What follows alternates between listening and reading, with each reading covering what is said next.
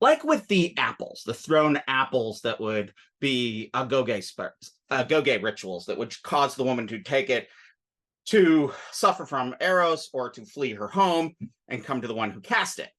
Like with the apples, there's an older folk practice of charms and related amulets that are used by a woman when her husband is angry with her, when he is moody and not communicating. Now, go figure, a husband who's moody and not communicating. I think we've all observed this in our own contemporary culture. So these charms, these Greek charms, were most likely, and linguistically it makes sense, derived from the Assyrian culture of the Near East, so east of the Greeks. They mostly involve tying knots, and those knots are binding magic, magic that binds. And by the action of tying the knot, the anger of the husband is bound. Now, when knot magic is used outside of romance, we see some patterns that emerge sort of across these different cultures. Social inferiors will magically manipulate the anger of a superior, which will increase his goodwill and affections upon the operator. So we have this great Assyrian example right here. The rite is accomplished as follows. You weave together into a single strand the tendons of a gazelle, hemp, and red wool. Then you tie that woven together thing into 14 knots. Each time you tie a knot, you recite the preceding incantation that's listed in the text. The woman places this cord around her waist, and she will be loved by the one who is the target. Now, if you'll ever notice, there's a little black strand on my wrist that has a bunch of knots in it. This is something else.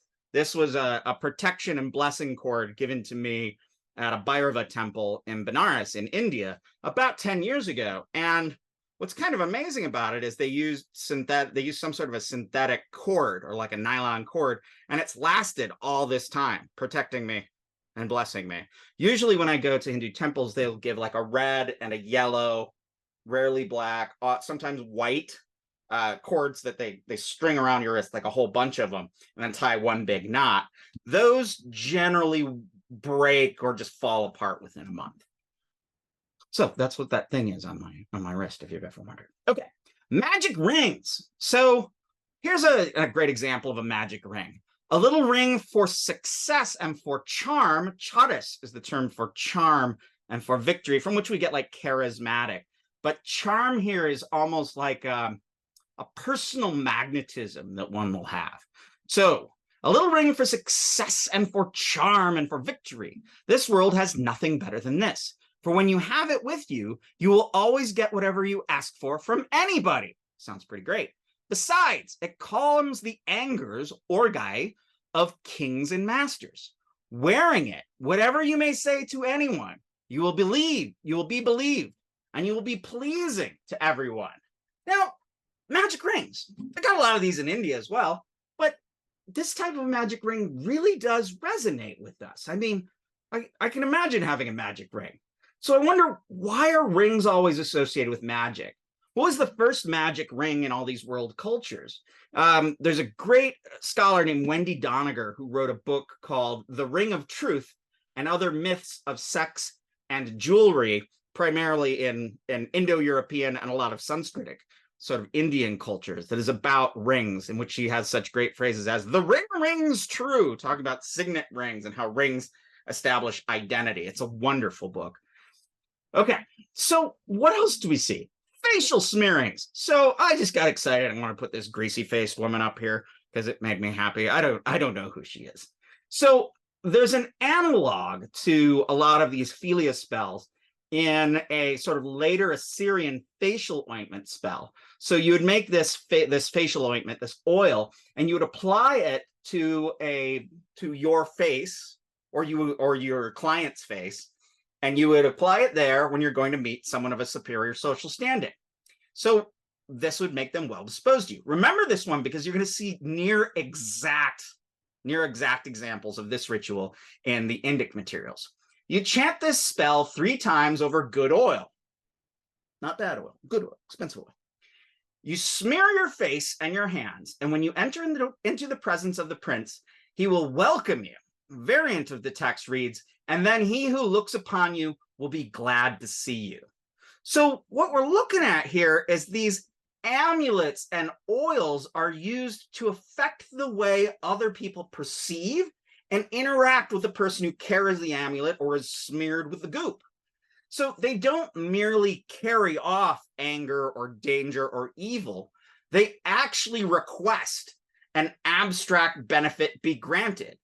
Ferroni writes that in 106, 107. What does he mean by that abstract benefit? It doesn't just take away the anger. It brings forth good feelings in the target.